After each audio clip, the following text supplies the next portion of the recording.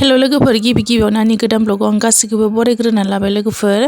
नै लोगोफोर जोंना स्कुलावहाय स्टुडेन्टफोरनि महर सोलायनाय श' इदि जादों आरो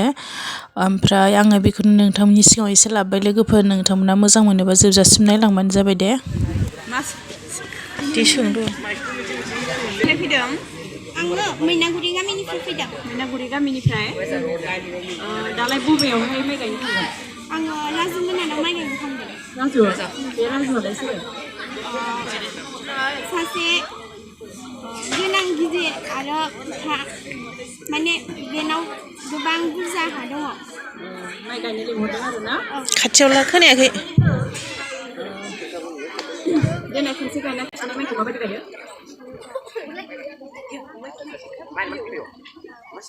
जाबाय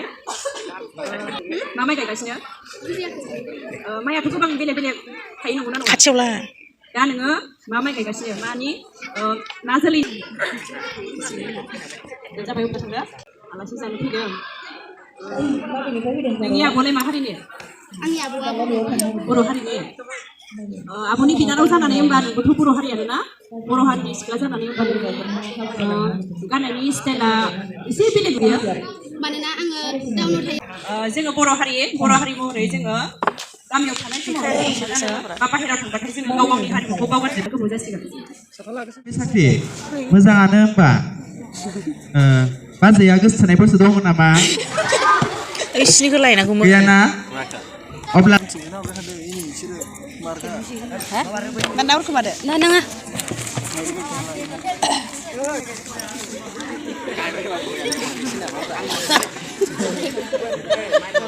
बबे गामियाव फैना लायनांगोन बानगुरियाव दे सोंद' दहायनिखौ दा अब्ला नों हारसिं बोरै बिराथि जानो होननानै फैखो जोंथ' फैनाया सानै फैखादोंमोन ओमफ्राय बुंबोबाय नोङो जाबोदो आंहा मोनसे इम्परटेन्ट खामानि दं होननानै बेयाव थांबोबाय ओमफ्राय आं हारसिं फैबाय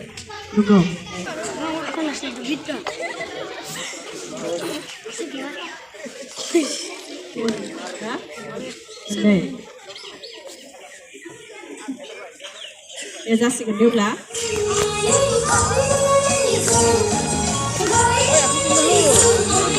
आइ खमना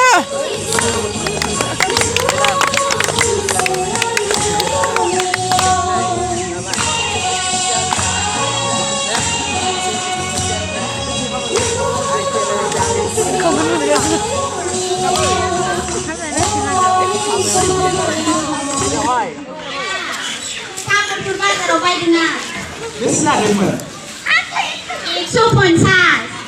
150 इंराजिनि बुंनो रोंनानै 150 150 udah ada 150 ना 160 150 नंमारगौ माथो रोंगौलाय आङो ओरैसो सानदोंमोन ada गाजरखौबो जि मोजां मोनदों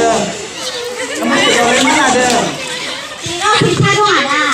लोगोफोरालाय लोगोफोरा नेगासिनो हेपि निउ इयारनि जानो थांनो नागिरदों हेपि निउ इयार दे लोगो मोननानै आं जोबोद मोजां मोनबाय नानिखौ दिनै दे ada दे थांनो हासिगोन दे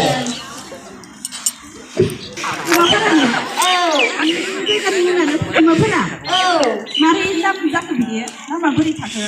गोदो थाखोमालाबायनानै थाखोमा भारा थाबाय नंगौ थाखोमायोमोन गोदोलाय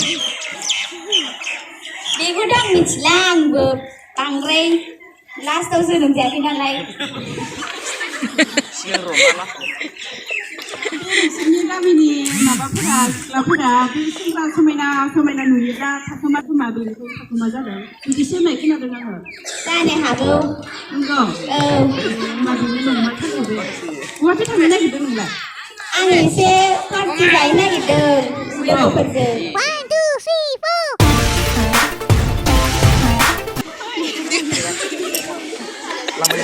खारलां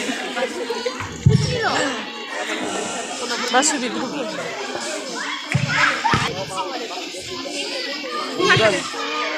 गोथौङै थायो बेबायदिनो गोथौङै थानो थिनदों सागोन दाहोनो हराखै मोननै होनलाय दाउ सागोन माने हाजोरा बुंदों आरो गाव जेरै जेसेबां खिनि खैफोदानो थै गावो बोहैलांबाय थायो बेबायदिनो मानसियाबो बेबायदिनो उदाङै जेसे खैफोद आफोदानो जा बेफोरखौ बारालासिनो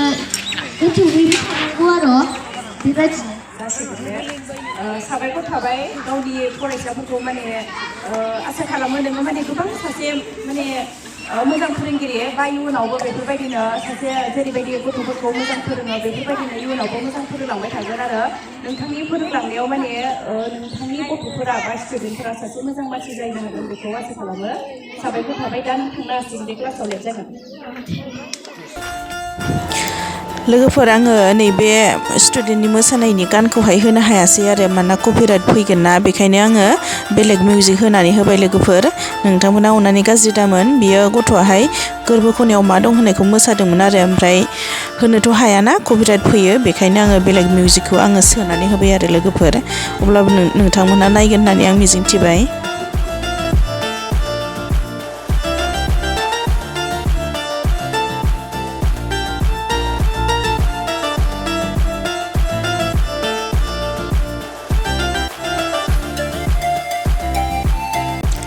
गासै नायगिरि बिथांमोननिसिम आंनि गोसो गोरबोनिफ्राय थेंक इउ जासिबाय आंनि भिडिअखौ जोबजासिम नायनायनि थाखाय आरो लास्टआव आङो खावलायबावो लोगोफोर जायफ्रा आंनि भिडिअहाय गोदान फैदों अननानै प्लिज साबस्क्राइब खालामनानै होदो आरो लाइक शेयार कमेन्ट खालामनानै होदो लोगोफोर अननानै दे